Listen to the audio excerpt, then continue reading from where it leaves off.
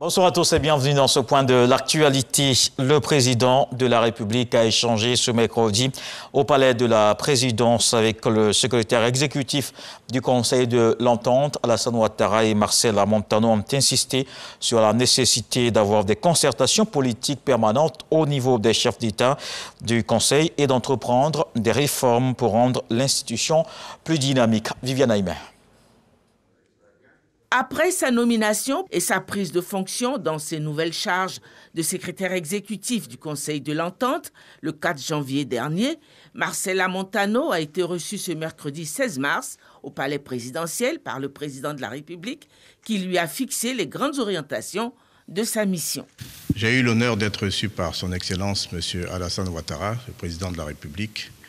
Je l'ai remercié de m'avoir renouvelé sa confiance en me proposant à ses pairs chefs d'État de l'espace Entente en qualité de secrétaire exécutif du Conseil de l'Entente. Je le remercie également de tout le soutien qu'il m'a apporté depuis ma prise de fonction le 4 janvier. Je lui ai fait le point de la situation du Conseil de l'Entente.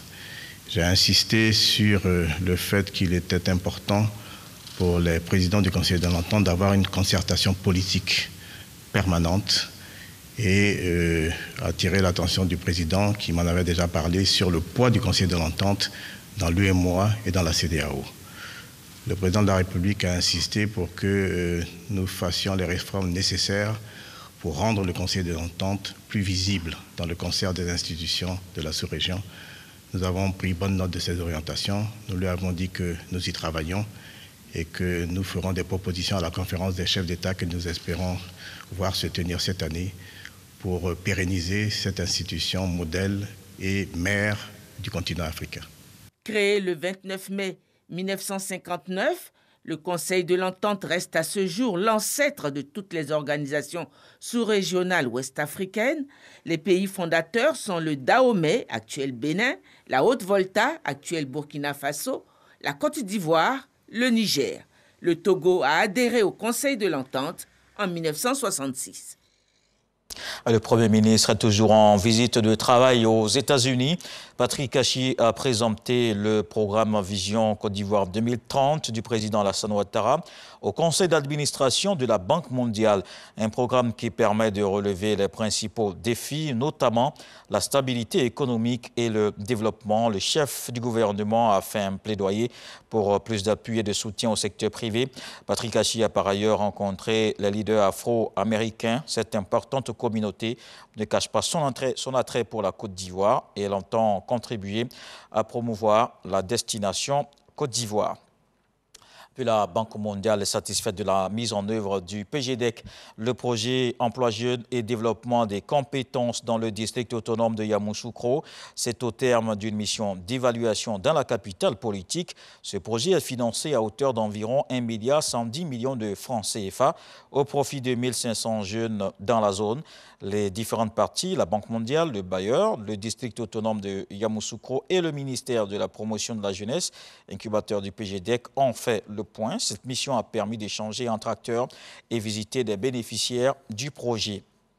Et on parle à présent de la politique de développement des cantines scolaires. La Gambie est à l'école de la Côte d'Ivoire. Une délégation gambienne était ce mardi au siège du Centre d'excellence régional contre la faim et la malnutrition à Cocody. Une visite pour apprendre et s'inspirer de l'expérience ivoirienne en matière d'alimentation à l'école. Les membres entendent capitaliser les leçons apprises lors de ces sessions d'apprentissage et de formation. Dans le reste de l'actualité, 4 partis d'opposition ont fondé l'Union pour le changement, un groupe parlementaire au Cameroun. Un programme d'action politique commun a été signé par les 16 députés qui composent désormais ce groupe. Parmi eux, Cabral Libi, le président du parti PCRN. Pour lui, il était nécessaire de s'unir face à la domination écrasante du parti au pouvoir. Puis la Cour internationale de justice plus haut tribunal de l'ONU a ordonné ce mercredi à la Russie de suspendre immédiatement ses opérations militaires en Ukraine. Les premiers ministres polonais, tchèques et slovènes ont rencontré à Kiev le président ukrainien Volodymyr Zelensky. La Pologne a demandé une mission de paix de l'OTAN en Ukraine au 21e jour de l'invasion de l'Ukraine. La 4e session des pourparlers se poursuit Alors que les bombardements continuent dans le pays, le président Volodymyr Zelensky a appelé une nouvelle fois le Congrès américain à fermer le ciel ukrainien. Voilà pour les phases d'information. À suivre tout de suite les infos régionales. On se retrouve à 20 h pour la grande édition.